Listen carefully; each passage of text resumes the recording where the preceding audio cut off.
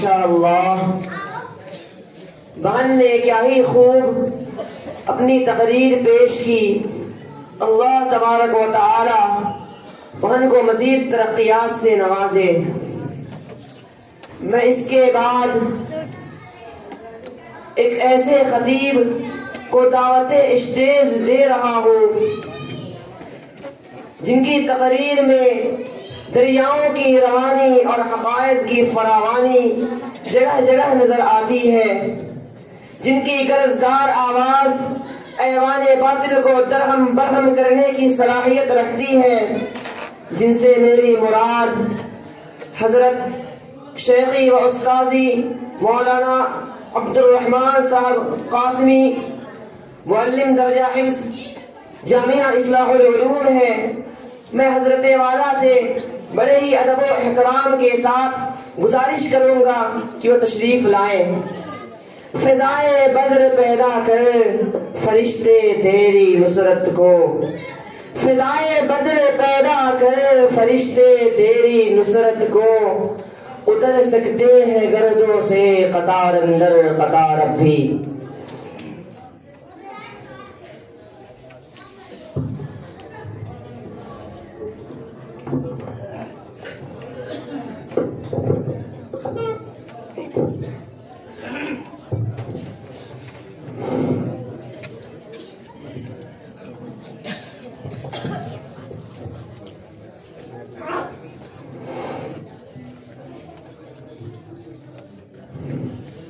السلام علیکم ورحمۃ اللہ وبرکاتہ۔ الحمد للہ الذی ہدانا لہذا وما كنا لنهتدي لولا ان هدانا الله، ونشهد ان لا اله الا الله وحده لا شريك له، ونشهد ان سيدنا وسندنا ونبينا وشفيعنا وهادينا ومرشدنا ومولانا محمد صلى الله عليه وسلم، أما بعد، أعوذ بالله من الشيطان الرجيم، بسم الله الرحمن الرحيم، وإذا بشر أحدهم بالأنثى ظل وجهه مسودا وهو كظيم يتوارى من القوم من سوء ما بشر به أيمسكه على هون أم يدسه في التراب ألا ساء ما يحكمون۔ وقال النبي صلى الله عليه وسلم الجنة تحت أقدام الأمهات، أو كما قال عليه الصلاة والسلام۔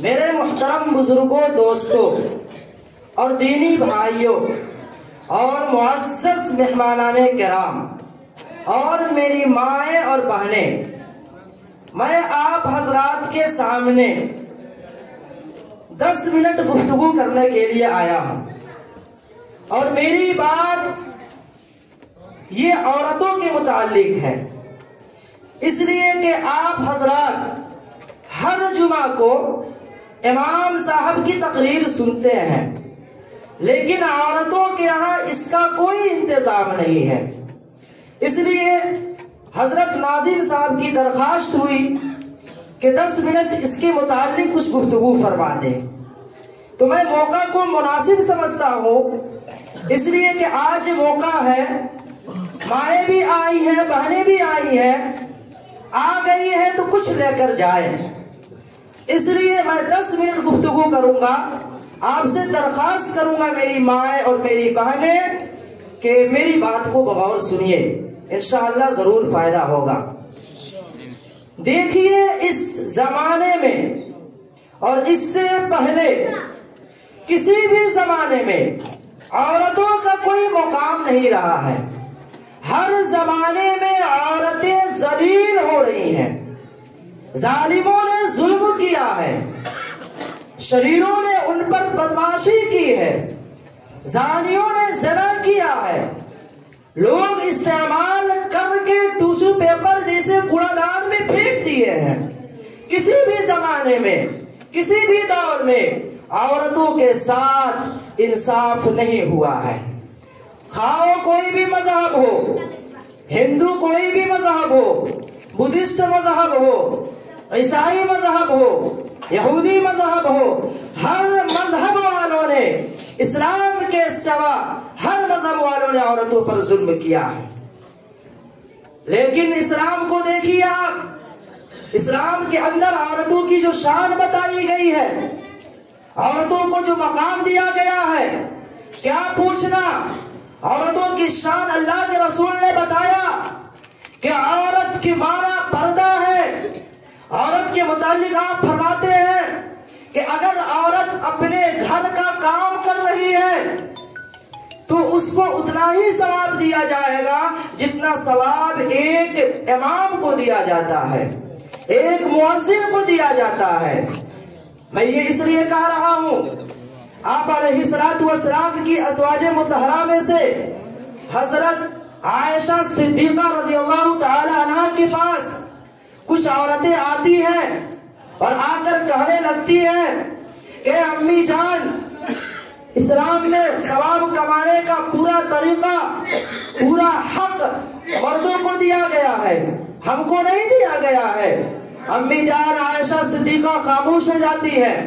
جب آپ علیہ الصلوۃ والسلام گھر تشریف لے آتے تو آپ علیہ الصلوۃ والسلام کے سامنے یہ تذکرہ کرتی ہے تو آپ علیہ الصلوۃ والسلام نے کہا کہ ان کو پتا ہونا چاہیے کہ ان کو گھر میں رہنا ہے، لیکن جتنا ثواب ایک امام کو دیا جائے گا، جتنا ثواب ایک مؤذن کو دیا جائے گا، اگر وہ عورت گھر میں رہ کر ڈھنگ طریقے سے کام کر رہی ہے، اپنے شوہر کو خوش کر رہی ہے، بچوں کی پرورش کر رہی ہے، ساس سسر کا خیال کر رہی ہے، اللہ کے رسول نے فرمایا کہ اتنا ثواب اسے بھی دیا جائے گا. یہ مقام ہے عورتوں کا. اس سے ایک قدم آگے بڑھے، اللہ کے رسول نے فرمایا الجنت تحت اقدام الامہات، کہ اے ماؤں، اے عورتوں، اپنے آپ کو ذلیل نہ سمجھو، اپنے آپ کو رسوا نہ سمجھو، اپنے آپ کو بیکار نہ سمجھو، اپنے آپ کو گھٹیا نہ سمجھو. تمہاری عزت ہے، تمہارا مقام ہے، شریعت کے ہاں تمہاری عزت ہے، اللہ تمہیں عزت دے رہا ہے، نبی تمہیں عزت دے رہے ہیں. ذرا دیکھیے اللہ کے رسول نے کیا فرمایا. وہ جنت، کس جنت کی میں بات کر رہا ہوں میرے بزرگوں، میری ماں، میری بہنوں، جنت کوئی سستی نہیں ہے، جو چاہے داخل ہو جائے. ایڑی چوٹی کی زور لگانی پڑتی ہے، بڑی مشکلوں کا سامنا کرنا پڑتا ہے، تکالیف کو جھیلنا پڑتا ہے، گردنیں کٹانی پڑتی ہے، خون بہانا پڑتا ہے، بیویوں کو خیر آباد کرنا پڑتا ہے، بچوں کو چھوڑنا پڑتا ہے، وطن کو خیر آباد کرنا پڑتا ہے. ساری چیزوں کو چھوڑ کر تب جا کر انسان کہیں جنت کا مستحق ہوتا ہے. اس عظیم جنت کو میری ماں سنو، اس عظیم جنت کو اللہ کے رسول نے فرمایا الجنت تحت اقدام الامہات. اے ماں تم ذلیل نہیں ہو، اے عورتوں تم رسوا نہیں ہو، تمہارا مقام ہے، تمہاری عزت حاصل ہے. تم اپنے آپ کو کیوں ذلیل سمجھتی ہو؟ تم کیوں سڑکوں پر پھرا کرتی ہو؟ تم کیوں گلی چوراہوں پر پھرا کرتی ہو؟ بازاروں میں کیوں ننگے سر پھرا کرتی ہو؟ ذرا دیکھو شریعت کیا کہہ رہی ہے، ذرا دیکھو اللہ کیا کہہ رہا ہے، ذرا دیکھو رسول اللہ کیا کہہ رہا ہے. اللہ تمہیں شان دے رہا ہے، اس عظیم جنت کو تمہارے قدموں میں ڈال رہا ہے. اس سے بڑھ کر کیا حاصل ہو سکتا ہے آپ کو؟ اتنی عظیم چیز جس کے لیے انسان اپنی زندگی گوا دیتا ہے، اس عظیم چیز کو اللہ کہہ رہا ہے کہ تمہارے قدموں کے نیچے ہے. کتنا بڑا مقام ہے، کتنا بڑا مقام ہے. اس لیے میری ماں اور میری بہنوں، اب بھی وقت ہے سدھر جائے، اپنی زندگی کو بنا لے. اس لیے کہ یاد رکھے ابراہیم ماں عورتی کے پیٹ سے نکلے تھے، موسیٰ عورتی کے پیٹ سے نکلے تھے، عیسیٰ تمہاری جیسی عورتی کے پیٹ سے نکلے تھے. تمہارا مقام ہے. اے عورتوں، اگر تم چاہ لو تو اب بھی ایک مجاہد پیدا کر سکتی ہو، تم چاہ لو تو اب بھی ایک مفکر پیدا کر سکتی ہو، تم چاہ لو تو اب بھی ایک محدث پیدا کر سکتی ہو. اس لیے وقت ہے، یہ امت تمہاری انتظار میں ہے. اب ہمارے پاس کوئی عالم نہیں بچا، اب ہمارے پاس کوئی مفسر نہیں بچا، اب ہمارے پاس کوئی محدث نہیں بچا، بوڑھے سسک رہے، بلک رہے، راہ دیکھ رہے کہ کاش کہ یہ ماں کوئی بچہ دیتی، کاش کہ یہ ماں سلطان صلاح الدین ایوبی دیتی، کاش کہ یہ ماں فاتح سلطان دیتی، کاش کہ یہ ماں محمد بن قاسم دیتی، سلطان محمود غزنوی دیتی، ٹیپو سلطان دیتی، لیکن میری ماں میری بہنوں تم کر کیا رہی ہو؟ قرآن کو چھوڑ دی ہو، رسول اللہ کو چھوڑ دی ہو، سنت سے کوئی تعلق نہیں ہے، بازاروں میں سر عام گھوم رہی ہو، کیا اس سے تم سلطان صلاح الدین ایوبی دے سکتی ہو، محمد بن قاسم دے سکتی ہو؟ اس لیے عورتوں آپ سے گزارش ہے کہ اب بھی وقت ہے اپنے آپ کو سنبھالے۔ آخری بات میں کہنا چاہتا ہوں کہ عورت کو سماج کے اندر بدمعاش قسم کے لوگ کس نظر سے دیکھا کرتے تھے۔ میں نے قرآن کی آیت تلاوت کی ہے، وَيَجْعَلُونَ لِلَّهِ الْبَنَاتِ سُبْحَانَهُ وَلَهُم مَّا يَشْتَهُونَ وَإِذَا بُشِّرَ أَحَدُهُم بِالْأُنثَىٰ ظَلَّ وَجْهُهُ مُسْوَدًّا وَهُوَ كَظِيمٌ يَتَوَارَىٰ مِنَ الْقَوْمِ مِن سُوءِ مَا بُشِّرَ بِهِ أَيُمْسِكُهُ عَلَىٰ هُونٍ أَمْ يَدُسُّهُ فِي التُّرَابِ أَلَا سَاءَ مَا يَحْكُمُونَ۔ قرآن کیا کہہ رہا ہے؟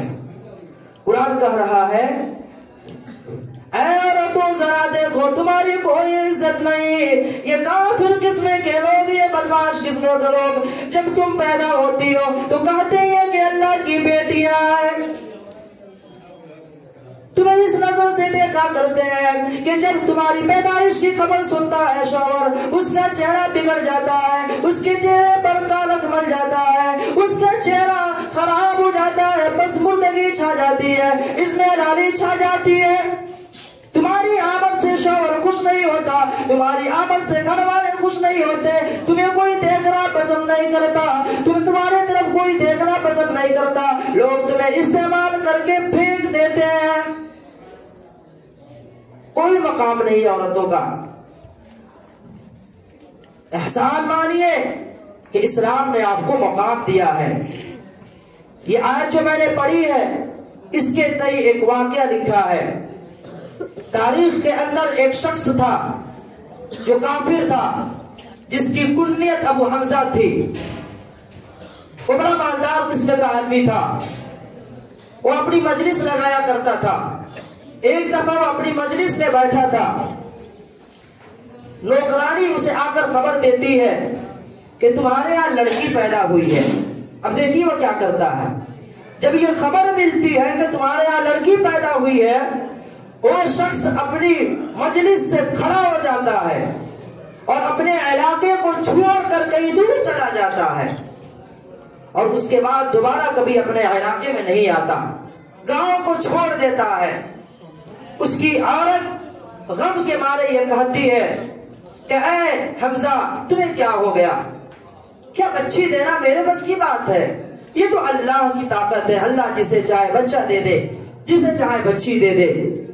تو لوگ دیکھیں کس قدر آپ کو ناپسند کرتی ہے، اور حقیقت یہ ہے میری بہنوں کہ آپ نے اپنے آپ کو خود بگاڑا ہے۔ اگر اب بھی آپ اپنے آپ کو سنبھال لے، سدھار لے، رسول اللہ سے محبت شروع کر دے، رسول اللہ سے عشق شروع کر دے، تو زمانہ آپ کے قدموں میں گرے گا، ورنہ آپ کی کوئی عزت نہیں رہے گی۔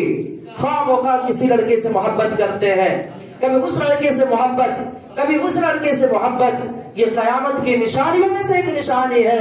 اب بھی وقت ہے اپنے آپ کو سنبھالے، اپنے آپ کو سدھارے۔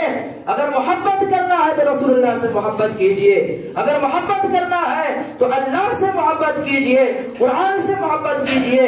رسول اللہ سے بڑھ کر کوئی خوبصورت ہے، کوئی حسین ہے؟ آپ علیہ السلام کے حسن کے متعلق یہاں تک کہ ہے کہ جب کوئی کافر بھیجتا تھا مکے میں کہ جاؤ مکے میں ایک نبی آیا ہے، ایک شخص ہے جو کہہ رہا ہے کہ میں نبی ہوں جس کا نام محمد ہے، جاؤ اس کی باتوں سنو کیسی بات کر رہا ہے، لیکن یاد رکھنا تم اس نبی کی بات تو سننا لیکن اس نبی کے چہرے کی طرف مت دیکھنا۔ کیوں؟ اس لیے کہ اس نبی کا چہرہ انتہائی حسین ہے، آپ سے بڑھ کر کون خوبصورت ہو سکتا ہے؟ آپ کو پتا ہونا چاہیے۔ امی جان حضرت عائشہ صدیقہ رضی اللہ تعالی عنہا فرماتی ہے کہ مصر کی عورتوں نے جب یوسف کو دیکھا تو اپنی انگلیاں کاٹ لی۔ اللہ کی قسم اگر وہ میرے محبوب کو دیکھ لیتی تو انگلیاں نہیں بلکہ اپنے دل کو کاٹ بیٹھتی۔ اتنا خوبصورت اور اتنا حسین محمد عربی صلی اللہ علیہ وسلم ہے۔ ایک آخری بات میں لکھ بتا کر اپنی بات کو مکمل کرتا ہوں کہ اگر پیار کرنا ہو تو محمد عربی صلی اللہ علیہ وسلم سے پیار کیجئے۔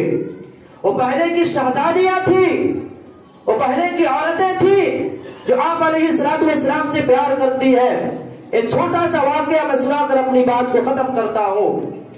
آپ علیہ السلام کا زمانہ ختم ہو گیا، آپ علیہ السلام دنیا سے اوجل فرما گئے۔ ایک عورت آتی ہے امی جان حضرت عائشہ صدیقہ رضی اللہ تعالی عنہ کے پاس اور کہتی ہے کہ امی جان حضور پرنور علیہ السلام کہاں ہے، ان سے ملاقات کرنی ہے۔ اس عورت کو پتا نہیں ہوتا ہے کہ آپ کا انتقال ہو چکا ہے۔ وہ آتی ہے اور آپ رضی اللہ تعالی عنہ سے پوچھتی ہے کہ حضور پرنور علیہ السلام کہاں ہے، ان سے ملاقات کرنی ہے۔ میرے بزرگوں سنیے گا، اس کے بعد جب وہ دریافت کرتی ہے اس کے بعد حضرت عائشہ صدیقہ فرماتی ہے کہ آپ علیہ السلام کا انتقال ہوئے کئی روز ہو چکے۔ وہ عورت رونے لگتی ہے اور کہتی ہے کہ امی جان اگر تو محمد عربی صلی اللہ علیہ وسلم کا چہرہ نہیں دکھا سکتی، آپ سے بات نہیں کرا سکتی، آپ سے ملاقات نہیں کرا سکتی، ایک چھوٹا سا احسان کر دیجئے، ایک چھوٹا سا بڑا کر دیجئے، مجھے محمد عربی صلی اللہ علیہ وسلم کی قبر مبارک پر پہنچا دے۔ حضرت امی جان حضرت عائشہ صدیقہ رضی اللہ تعالی عنہ اس عورت کا ہاتھ پکڑ کر حضور پر نور علیہ السلام کی قبر مبارک تک پہنچا دیتی ہے۔ اس کے بعد کیا ہوتا ہے ذرا سنیے۔ وہ عورت آپ علیہ السلام کی قبر مبارک کے پاس کھڑی ہو جاتی ہے اور کہنے لگتی ہے اے محمد کیوں تو دور ہو گیا، کیوں ہم سے چلا گیا، کیوں تو نے اپنا چہرہ نہیں دکھایا، آج میرا کلیجہ پھٹ رہا ہے، آج میرا سینہ پھٹ رہا ہے، اے محمد کیوں چلا گیا۔ میرے بزرگوں وہ عورت مسلسل یہ کہتی رہتی ہے، مسلسل یہ کہتی رہتی ہے، آنسو سے اس کا چہرہ بھر جاتا ہے، اس کے جسم مبارک بن جاتے ہیں، اس کا کپڑا گیلا ہو جاتا ہے، وہ چیخنے لگتی ہے، چلانے لگتی ہے۔ وہ وقت آتا ہے کہ آنکھ سے آنسو ختم ہو جاتے ہیں، ہونٹ خشک ہو جاتا ہے اور وہی گر جاتی ہے اور تڑپ تڑپ کر محمد عربی صلی اللہ علیہ وسلم کی قدم مبارک میں جان دے بیٹھتی ہے۔ تو پیار کرنا ہے تو آپ علیہ السلام سے کرے۔ خواہ مخواہ یہ بناوٹی حسن کے پیچھے کیوں پڑی ہے آپ؟ محمد عربی صلی اللہ علیہ وسلم سے بڑھ کر حسین آج تک کوئی نہیں آیا، آج تک کوئی نہیں آیا۔ ان سے پیار کرے تو انشاءاللہ اجر اچھا ملے گا، اور قبر میں بھی جب تیسرا سوال ہوگا تو محبوب علیہ السلام کا چہرہ سمجھ میں آ جائے گا۔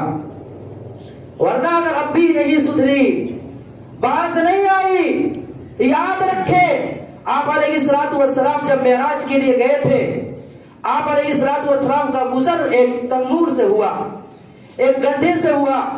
کیا دیکھتے ہیں کہ اس گڈھے میں کچھ عورتیں ہیں اور کچھ مرد ہیں، اور دونوں ننگے ہیں اور دونوں جل رہے ہیں، چیخو پکار مچی ہے، بدبو آ رہی ہے، وہ آگ اوپر اٹھا رہی ہے پھر نیچے کر رہی ہے۔ حضور پر نور علیہ السلام نے پوچھا جبریل علیہ السلام سے، یہ کون ہے جو اس قدر جلائے جا رہے ہیں؟ جبریل علیہ السلام نے فرمایا اے محمد عربی صلی اللہ علیہ وسلم، یہ وہ ہے جو زنا کیا کرتے تھے، وہ عورتیں ہیں جو زنا کیا کرتے تھے۔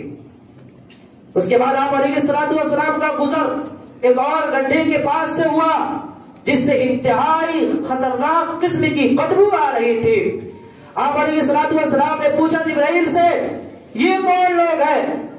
حضرت جبریل علیہ السلام نے کہا کہ حضور یہ وہ عورتیں ہیں جو زنا کروانے کے لیے، جو اپنے حسن کو دکھانے کے لیے، جو شوہروں کے علاوہ اپنے حسن کو تار تار کرنے کے لیے، نمایاں کرنے کے لیے بنتی تھی، سنورتی تھی، وہ عورتیں ہیں جو چل رہی ہیں. اس لیے انجام بہت برا ہونے والا ہے. قبر کا عذاب سامنے ہے، پلسرات انتظار میں ہے، قیامت بھی انتظار کر رہی ہے. اس لیے اب بھی وقت ہے سدھر جائے، ورنہ بار بار سدھرنے کا موقع اللہ تبارک و تعالی نہیں دیتا ہے.